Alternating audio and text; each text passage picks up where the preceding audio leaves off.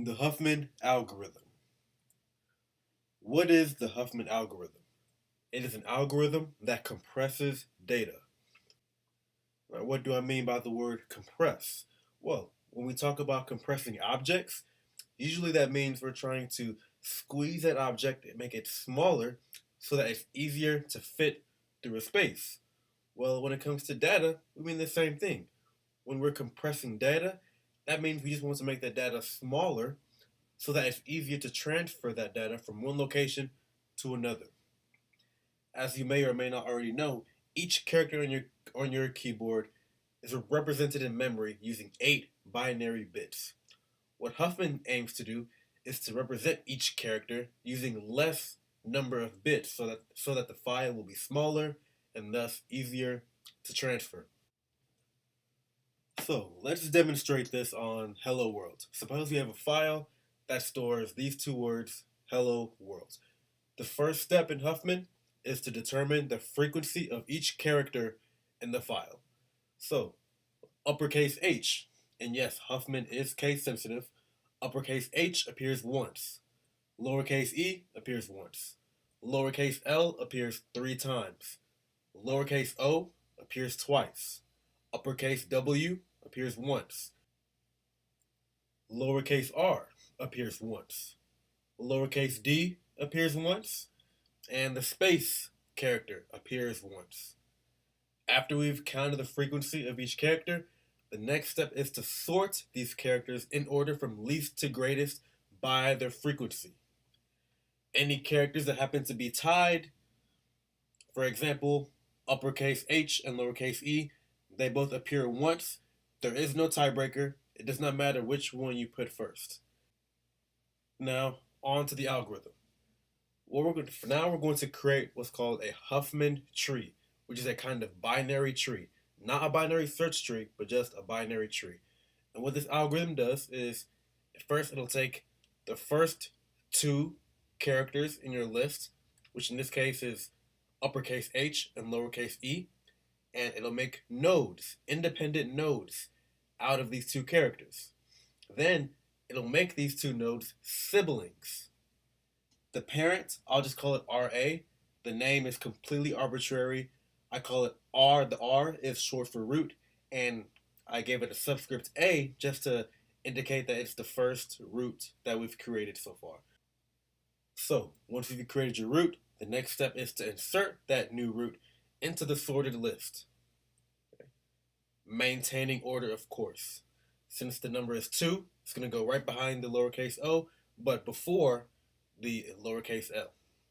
Then we repeat. We get the next two characters, which is capital W and lowercase r. We make independent nodes out of them. Then we make them siblings. This next node, I'll call it RB with the number 2 because 1 plus 1 is 2. Then I'm going to insert RB into my sorted list. Then repeat. Next we got lowercase d and the space character. I make independent nodes out of them. Then I make them siblings. Now we have RC, whose number is 2. I insert that into the list. Then we repeat. Next we got lowercase a and the node RA that we created back in phase 1. Now we're not going to create a new RA node, but we are going to create a node for lowercase o. And then we're going to make the RA node that we created earlier siblings with that lowercase o node. So now we have RD, whose number is 4. I insert that node back into my sorted list. Next, we have RB and RC. Once again, we've already created these nodes before. We're not going to create it a second time. We're just going to make them siblings. So now we have RE. 2 plus 2 is 4. Insert it into the sorted list. Next, we have lowercase l and RD. We're not going to create another RD node, but we are going to create a node for lowercase l, and we're going to make it a sibling to the RD node. Now we have RF, insert it into the list, then repeat. Now we have RE and RF. Once again, we're not going to create a new RE and RF node, we're just going to make them siblings. Now we got RG, 7 plus 4 equals 11, insert it into the list. By now, you're probably wondering, when does this algorithm end? Well, it ends when there's only one value left in the list, meaning we're finished, and thus that one value that is remaining will be the root of the tree. So now that we have our Huffman tree, we're now going to use this Huffman tree to determine the code for each individual character in our file. And the way you determine the code for each character is by tracing the path from the root to that character, associating each left edge with 0 and each right edge with 1. Here's what I mean by that. To get the code for uppercase H, we start at the root. Then, to get to uppercase H, we go left. Then we go left again. Then we go left again. Then we go left a fourth and final time. Thus, the code for uppercase H would be 0, 0, 0, 0. Then, for lowercase e, to reach lowercase e, starting from the root, we go left once. Then we go left a second time. Then we go left a third time. Then we go right once. So the code for lowercase e would be 0, 0, 0, 1. Then, for lowercase l, we go left once, then we go right once. So lowercase l would just be, the code for lowercase l would just be 0, 1.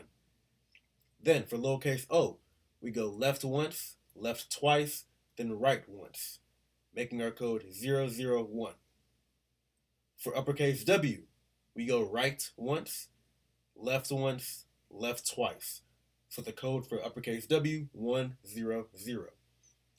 For lowercase r, we go right once, we go left once, then we go right again.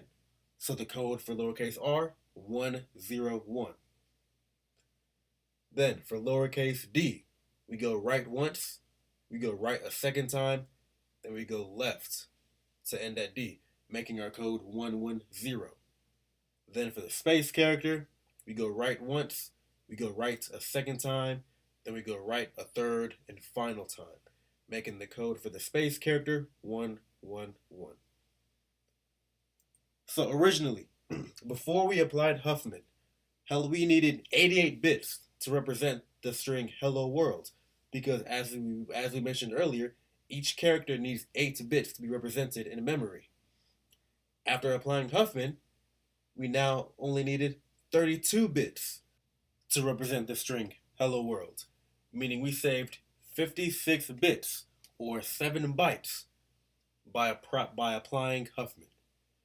To put this in proper perspective, according to Google, the average word has 5 letters. So in other words, for this example that we did, we used 2 average-sized words, and applying Huffman to 2 average-sized words saved us 7 bytes. Well, consider that the average college application form has 600 words. So if we extrapolate our savings for the simple Hello World file to a college application, applying Huffman to that college application could save us approximately 2 kilobytes, theoretically speaking. Right? Not bad.